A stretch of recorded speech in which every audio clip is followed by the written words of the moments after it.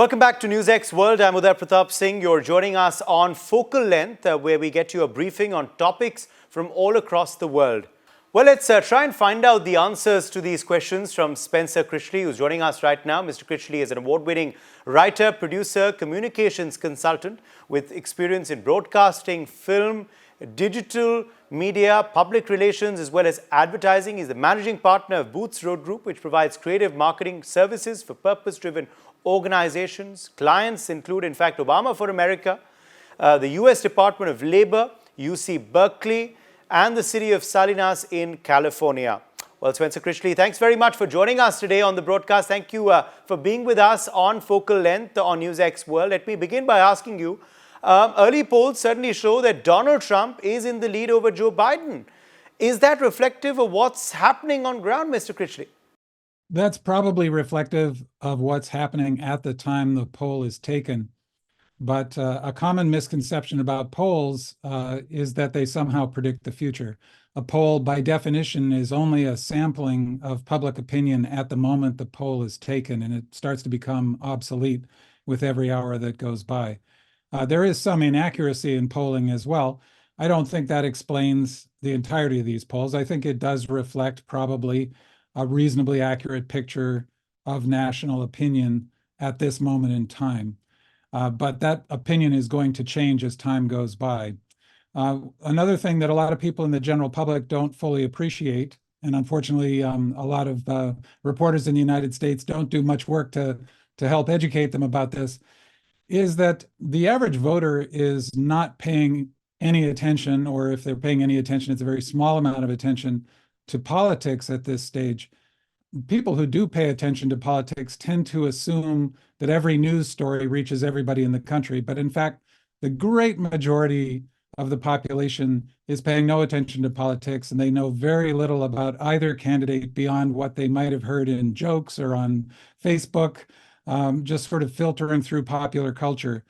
As the election date becomes closer, that's when voters start to pay attention. And really, most voters are not paying full attention until about 30 days before Election Day. So that's when the polls are going to start to make a difference. And finally, a third thing to bear in mind is that national polls are useful in a very rough general sense, but the polls that make a difference in an election in the United States are the polls from the so-called battleground states, which is typically somewhere between 7 or 8, maybe 10 states out of the 50 in total, which are going to make the difference in the election result. Now, Donald Trump has recently made a comment about there being a bloodbath, in fact, in the United States of America if he is not re-elected. How well does that reflect the sentiment of Americans, according to you? Yes, this is the most terrible message imaginable. Donald Trump and the Republican Party have tried to walk back the bloodbath comment, but it's clear if you go back to the tape that he was talking about political violence if he is not reelected, and he's made that threat repeatedly for years now. And even in that same speech, the context of that overall speech can only be described, and I use this word hesitantly, but it's accurate in this case, it can only be described as fascist. That speech and many of his speeches are full of references to immigrants as criminals, and worse than that, as subhuman, these are his words, or animals. This is the language of a fascist. First of all, it's not accurate, although that hardly matters to him at all. As it happens, immigrants to the United States, including immigrants who come across the southern border, have a lower crime rate than people who already live in the United States do, including native-born Americans, people who've been here for generations. But of course, facts are not the point. It's the same point as when the same language has been used by Hitler, and I use that comparison carefully and advisedly, and by other ethnic nationalists around the world. Vladimir Putin loves to demonize and dehumanize people from other countries and other ethnic groups. This is the language of fascism. And the point of it is to train your followers to believe they're constantly under siege by foreign or domestic enemies. And these are people who are not part of your tribal group, however you define that. Hitler defined it as the so-called Aryans, the so-called purebred Germans. Trump is echoing exactly the same tactic. There is no such threat. Obviously, we do have a problem with immigration at the border, but it's nothing like what Trump is describing. And what Trump is trying to do is make people terrified and furious at some imaginary threat to the existence of their culture, supposedly. And the only point of it, as it always is with fascists, is to drum up unreasoning, passion-driven mass support for the fascist leader. He's serving only his own interests, as is always the case with this kind of person. Now, have people forgotten, though, about the Capitol Hill violence? Or does it still play a factor, you believe, in the 2024 elections? It very much depends on which segment of the population we're talking about and where they get their news and information from. In the past, the early fascist leaders and other totalitarian leaders, such as Lenin, Stalin, Mussolini, and Hitler, realized early on that control of the mass media was absolutely important to control of the reality in which their followers lived. So Lenin, for example, one of the first things he did was make sure that cheap radios were present in every single part of what became the Soviet Union, so that they could mass broadcast the propaganda they wanted to use to shape public opinion. But if we leap forward to today, there is no longer a single mass media that can be controlled by a totalitarian leader, whether they are a right-wing fascist or a left-wing communist. However, what we do have is a fragmented media where it's possible to have near total control over the segment of the population that pays attention to that media. So, for example, the people who are watching Fox News in the United States or Newsmax and similar right-wing TV channels, or who are listening to extreme right-wing podcasts or following extreme right-wing social media accounts, in effect, they're living within a totalitarian controlled reality where they do not see messages that oppose the preferred viewpoint being given to them. So many of those people don't believe that January 6th, 2021 was a serious event. They believe it's been exaggerated. Many of them believe that, in fact, the FBI staged the whole thing.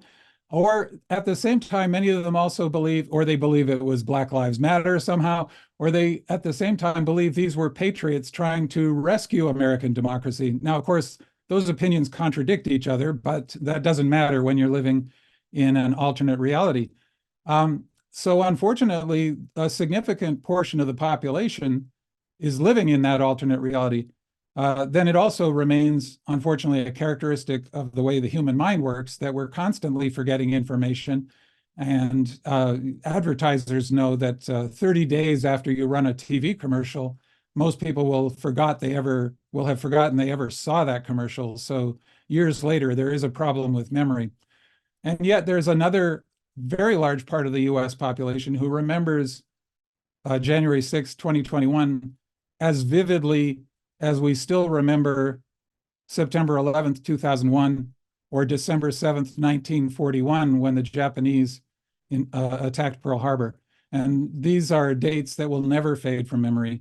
What we have to hope is that the impact, the true meaning of January 6, 2021 finally filters through to more and more of the American population and gets past this propaganda bubble they're living in, so that they appreciate that that was a historical watershed, and it's going to mark either the continued decline and possible loss of our democracy, or more of us coming to our senses and saving our democracy.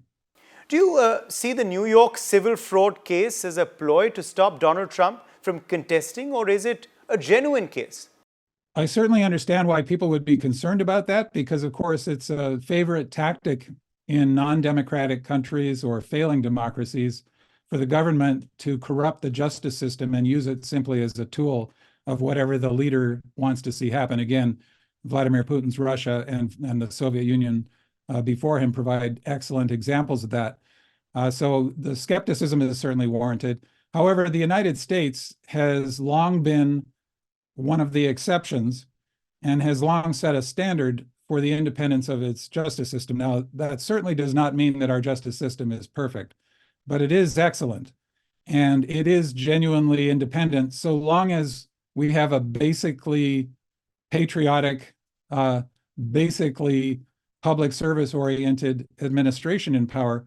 One thing that I don't think even the founders of the United States anticipated was that we might someday have somebody in power like we had during Donald Trump's administration, somebody who apparently has no concept of the value of honesty and no shame about being discovered to be thoroughly dishonest, and apparently has no shame or no moral center whatsoever. So the usual guardrails within a democracy that in the past united us around shared values was blown to pieces under Donald Trump. And he did use his Justice Department to go after his political enemies. He attempted to use the military to go after his political enemies.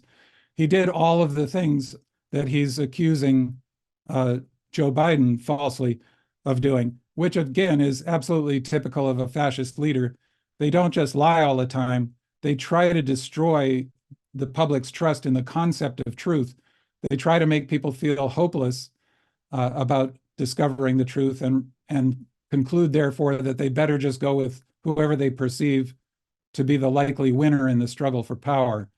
It's another characteristic of fascists that they try to destroy public faith in institutions, which is closely related. So he wants people to have no faith in elections. This is why he constantly repeats the big lie that the election was stolen when it absolutely was not. He wants them to lose all faith in the justice system, and he wants them to lose faith in everything except him. Again, because he's at the center of all this. The only point of all of this is to serve his own self-interest. So no, there is no coordinated effort to stop him as an opposition candidate. That does happen in other countries. That is not what's happening here. And the way that we can know that is by checking for ourselves, because our justice system publishes information constantly in enormous volumes. So anybody who cares to check the evidence and cares to check their reasoning behind these cases and compare it to the actual law will see that all of these cases are legitimate. Now, that said, that's the legal side of this, which I feel is, I don't just feel, I have concluded by looking at the evidence, and I'm sure is legitimate. But as a political matter, I would actually prefer that Trump lose at the ballot box. I think in order for American democracy to recover from the grievous damage that it has suffered, much of it self-inflicted by voters, I would say, through not paying enough attention to protecting this democracy we have, which we inherited really as a precious gift. It's far more important for Donald Trump to lose by a landslide in an election, because every American voter has to confront the national failure to protect, as I say, this precious gift of democracy.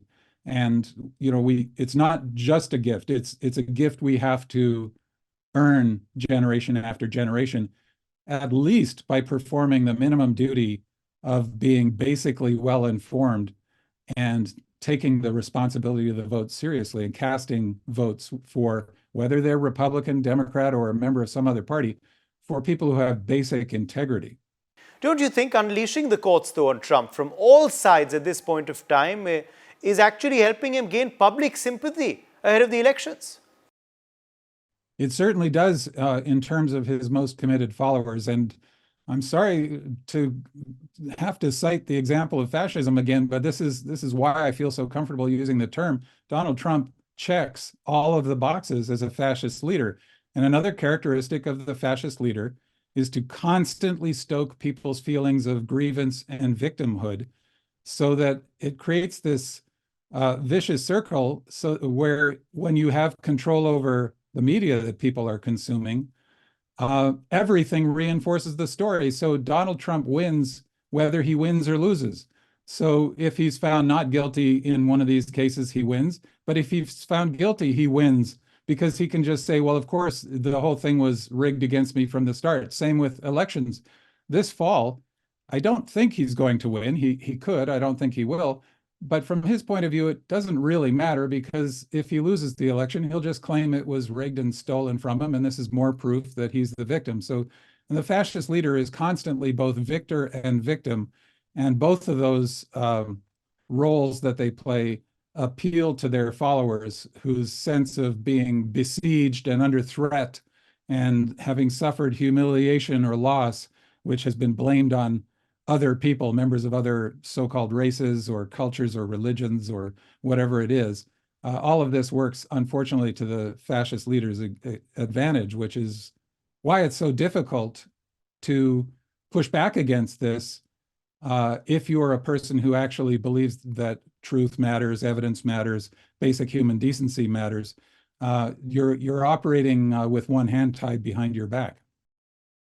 Thank you so much, Spencer Critchley, for joining us today. With that, we're going to take a short break. See you on the other side. Stay with us.